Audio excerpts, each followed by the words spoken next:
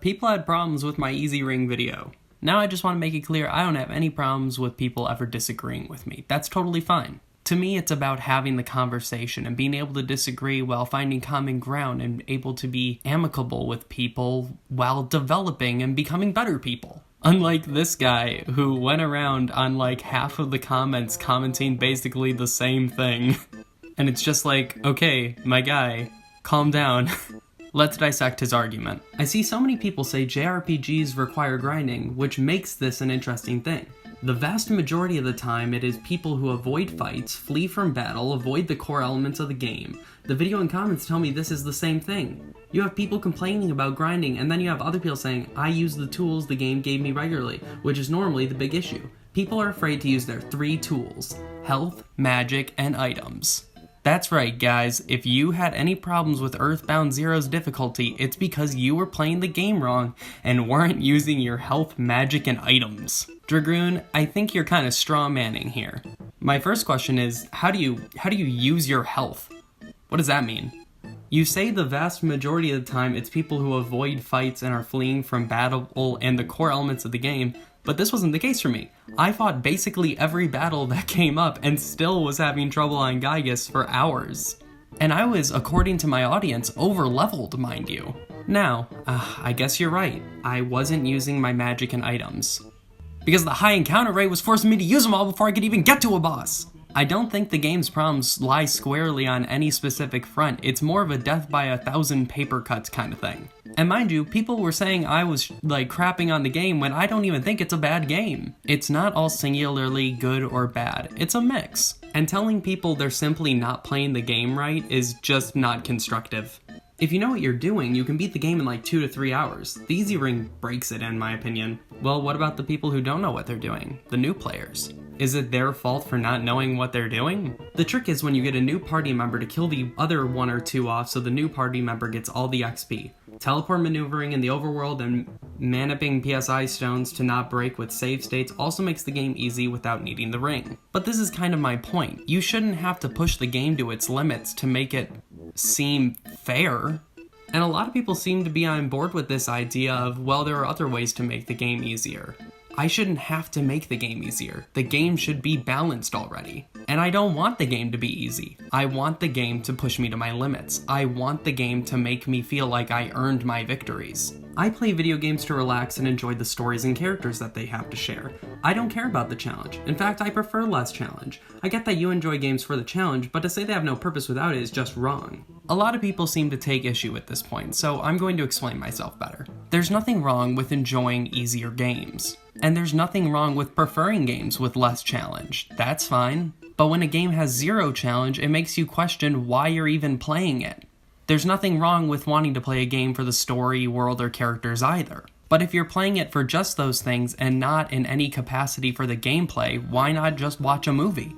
And they say this is because a movie doesn't so easily allow you to immerse yourself into its world. A movie doesn't let you make choices or so easily allow you to put yourself into the shoes of the protagonist or make you feel like you're involved in the events of the story. With a movie, I'm watching the protagonist. With a game, I am assuming the role of the protagonist. But you just said that you play the games for the story and characters. Well, how is that any different from immersing yourself in a movie?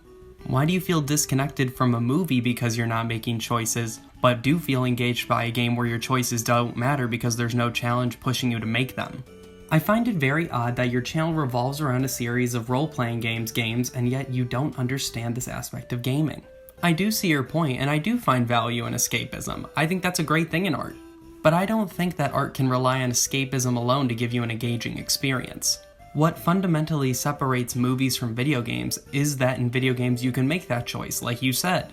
The level of challenge should be enough to keep things from getting stale, but not too much that it gets in the way and frustrates me or takes me out of the experience. My guy, you just destroyed your entire argument. Now you're just backpedaling and agreeing with me. In regards to challenge, Benny brings up games like Animal Crossing. I think people are just misunderstanding what I mean when I say challenge. Challenge doesn't equal dying. Challenge is the game putting pressure on you in some shape or form so that you have to do something. It's something to push you forward, to keep you playing the game. Animal Crossing is even a great example of this. For more seasoned veteran Animal Crossing players, that challenge largely comes from trying to fill up the museum. It makes you have to pay attention to when certain things are available and other things aren't. It's the reason you get frustrated when you don't catch that shark. Once it disappears, you know now you're going to be waiting a while for that to come back. This waiting period you're forced to endure now is the game's form of dying, its way of punishing you in some way for not doing something right. This even extends to the more casual Animal Crossing players, the ones who just want to pay off their house by catching things to sell them for bells. Even just trying to buy the piece of clothing you want. Challenge is always there, it just takes different forms. A game doesn't necessarily have to give you a game over screen and send you backwards in order for you to know you're being punished. So there, now you all have to acknowledge that what I said was actually very smart. Wasn't the Easy Ring only added in the GBA version by Tomato? He has a point, I am pretty stupid. Yeah, I made a mistake in my video by saying that the Easy Ring was introduced into the EarthBound 0 ROM when really it was introduced into the Mother 1+2 fan translation by Tomato, and then later put into the 20th anniversary version of the EarthBound 0 ROM. Whoops. So much for being Mr. EarthBound, huh? I mean, honestly, can you even really call EarthBound and Mother 3 good games? Neither of them have Teddy, you know? He brings up a really good point here, and I don't have a defense for this. Some people took issue with my analysis of game design from past decades because I was using examples of platformers and action games, and you know what, that's fair. What I don't understand is, NES games get this big reputation as padded for difficulty, but a lot of NES games aren't hard, you're just assuming every game was made by Konami? There was only one example from Konami even in my video. They also say that the difficulty is the point of games like Castlevania, while with RPGs it's about being strategic. So what about that isn't about difficulty? Castlevania is actually a good example of what I'm trying to demonstrate about my point about Mother. Castlevania's enemy layout is all about the path that you would take if you were just trucking through, and it punishes you for that, forcing you to strategize to adjust your path accordingly. Mother's strategy revolves around much the same thing, figuring out what works and then adjusting your strategy accordingly. Now you could say, well, every game is like that, but not quite. Mother 3 from the same series as Combat is much more focused on buffs and debuffs, and getting all of your stat advantages set up before you finally go in on the enemy and attack. Mother 1 is just garbage because a toy literally looked at the game and went, if they can't beat Mounted Toy, they'll just grind to beat it. Actually, he said, Yacht. Deja, on the other hand, actually went a little far in the other direction, saying that they were actually for the sentiment of removing challenge for the player, but this isn't what I was saying, and is a really great example of why I think this ring needs a different name.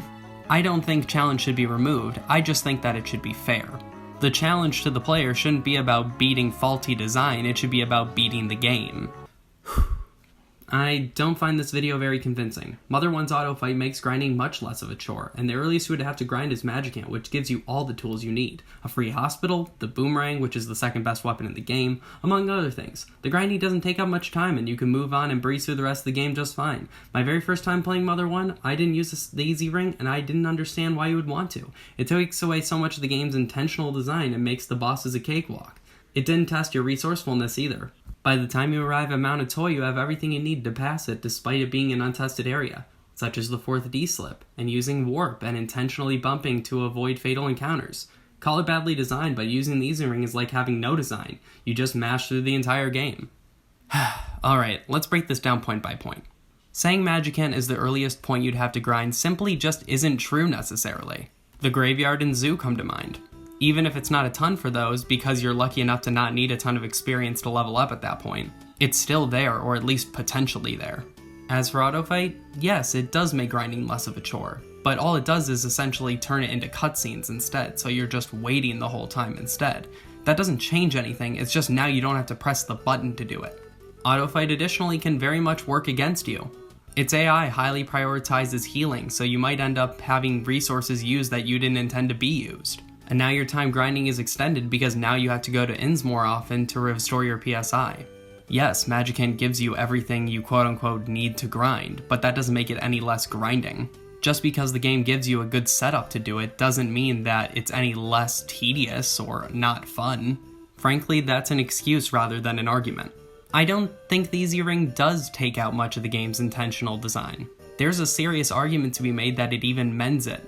I find it funny you use the word intentional, because a toy has straight up said that he said whatever to balancing certain areas.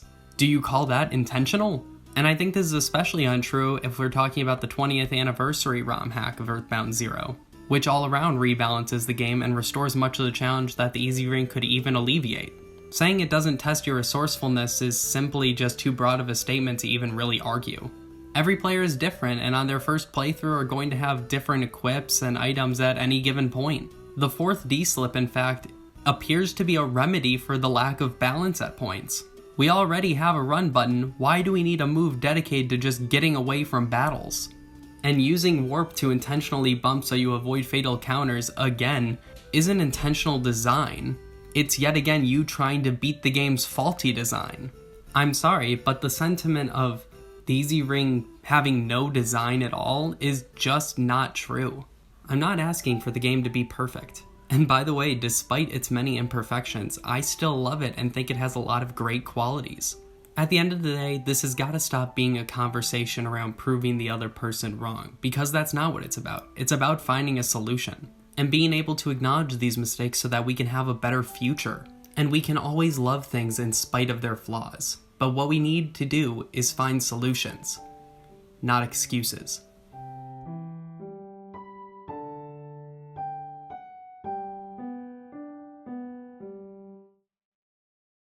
Idiot!